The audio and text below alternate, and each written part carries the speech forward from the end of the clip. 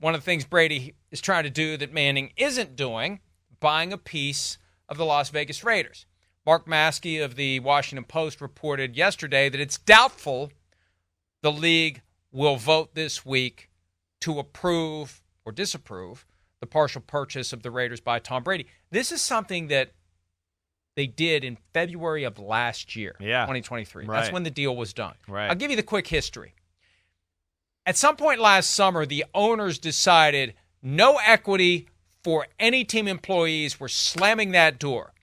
Mark Davis, I'm told, was one of the people who spoke out most strongly against that when the discussion was had among the owners.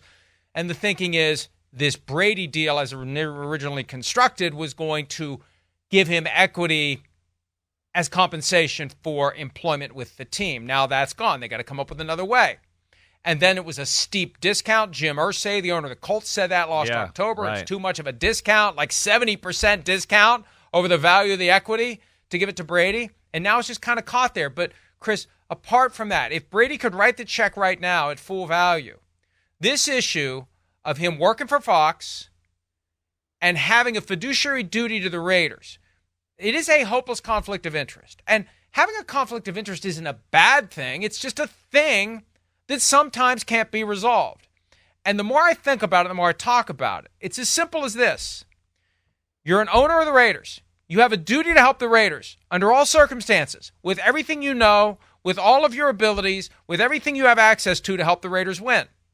Well, as a broadcaster for Fox, you're going to have access to information that you're going to be tempted to give to the Raiders. Well, no, you're not tempted to do it. You've got a duty to do it.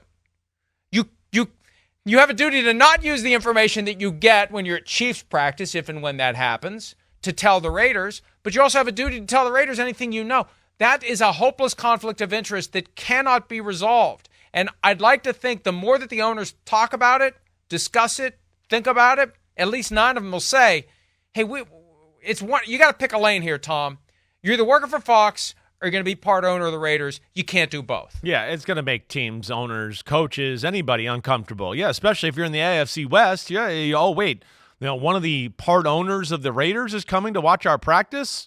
And again, I don't think this was a deal that was like, hey, Tom, we want you to own a part of the team so you can help us run the organization. I always got the sense, and even by the way, it's like a marketing deal. It's like, hey, look, we have the greatest quarterback of all time, and he wanted to be a part of the Raiders and all of that. But like you said, the equity for the actual value of all of that and trying to skirt the actual true value, the owners aren't going to get behind that and approve that, let alone, it's going to make too many people uncomfortable in that situation. So, I don't know where that goes, but I would expect Brady not to be any way an owner of the Las Vegas Raiders here anytime soon, or at least as long as he's doing this Fox job. I don't think that happens. No way.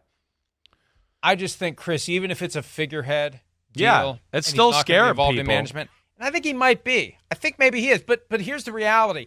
You are an owner of the business. I mean, look, if I sold 20% of PFT to you, right, you'd have a duty to PFT at that point. And that would affect the things you could do with competing entities because you own a piece of that media outlet. So there are certain duties that you can't reconcile the two. I've got to help the Raiders win. I've got a duty to the Raiders to help them win. Oh, I'm getting access to this information about what I'm at practice for I see they play. Oh, the Chiefs are doing this. What do I do here? And look, the easy thing to do, and I asked this question last week, whether or not there are any limitations on Tom Brady's ability to call games this year. The answer from the league was, because he's not yet an owner of the Raiders, it's not an issue, which implies that it will be. It will be. But how do you draw lines around this? You can't do AFC West games. You can't do AFC games. I mean, if you can't do any games of any team the Raiders might play later that year, that knocks out everyone until you're doing games of teams that are mathematically eliminated, and Tom Brady's not going to be doing those games. That's the 6 or 7 team on Fox, not the one team. The one team isn't going to be doing games with teams who are eliminated mathematically. So it's a mess, And he's made this mess. And this is what happens when you have a bunch of yes men around you and everybody tells you this is a good idea. Hey, yeah, go ahead and do that roast. That's a great idea, Tom. Somebody needs to say, Tom, you can't do both. You can't do both. He just can't. No one can do both. So it would be a horrible precedent to let him do both. No, I don't think that happens, right? I think the writing will be on the wall eventually here that he can't announce games and be a part of the number one team. Teams are going to feel uncomfortable with Tom Brady there regardless, let alone if he's the owner. Like, it's going to be cool. It's great. But like I told the story last week with my dad. Oh, hey, the guy that coached me to win 2 Super Bowls is now coaching the Jets, and he's in the AFC Championship game against Mike Shanahan. I liked Mike Shanahan. We have a great relationship. Mike Shanahan said, screw you, Phil. I don't trust you. I know you had a lot of days with that other guy. You're not getting into practice. Screw off, Phil. And he didn't get to go to practice that day. But that's already going to be part of this with Brady. Now, he's a little lucky because Belichick's not in the game right now because people be worried, oh, wait, if he does a game and then crosses over with Belichick next week, he might tell him some of the things we saw, whatever, right? Even Gerard Mayo and teams that might play the Patriots, they're going to think that, well, he's got a great relationship with Mr. Kraft and then Gerard Mayo. So that's already going to be there. And we know how, close or tight-knit the NFL keeps information and teams don't want other people to see things and share it and all of that. So, yeah, I just think there's no way this ownership thing happens while he has this job. You're going to kick the can down the road and, maybe when he's done announcing, he can do that. But for now, hey, he's making $37.5 announcing. That's pretty damn good.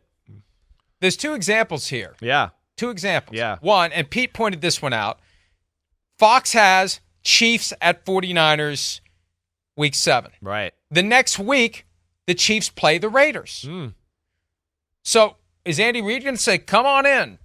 I'll show you this secret play that we're whipping up to use at the right time. Or, sure, we'll tell you the truth about everything we're doing. We'll be completely and totally transparent with you, allowing you to do your job as effectively as you can for Fox. See, that's the problem. If you start giving the broadcast crew the cold shoulder because you're concerned about what Tom Brady is going to say to Antonio Pierce, then you're not doing your job as well as you can for Fox. Right. You're not getting the information that Greg Olsen would get if he was doing that game. Right. And let me give you the other example I thought of, Chris. Week 2. And I don't know that Brady's going to do this game, but it's Seahawks at Patriots, Super Bowl 49 rematch. There isn't a late afternoon Fox game that week. It's a 1 o'clock kick. That's the game you send Brady to.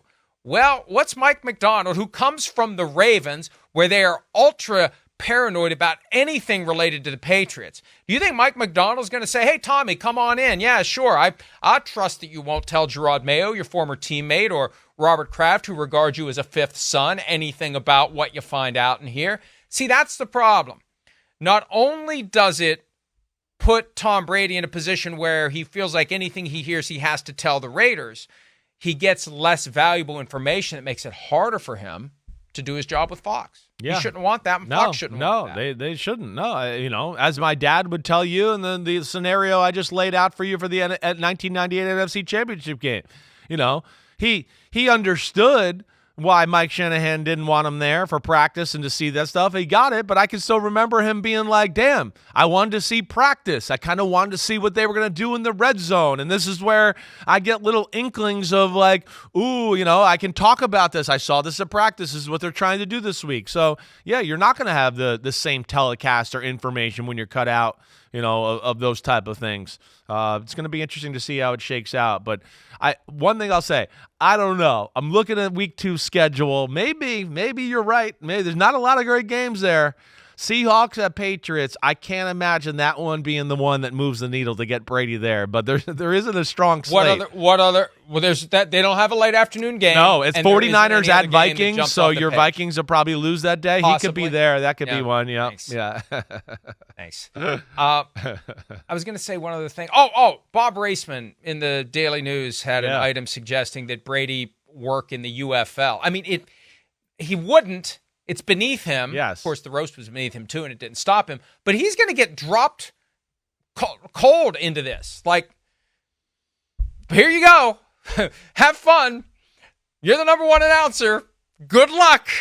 Bon voyage. It's It's going to be interesting, especially because, that week that he's got the 425 game, week 1, Cowboys at Browns, Greg Olson's going to have the best 1 o'clock game that Fox has that day.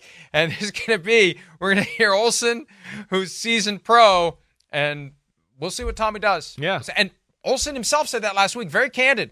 Hey, just because the guy was a great player doesn't mean he's going to be a great broadcaster, and we know that.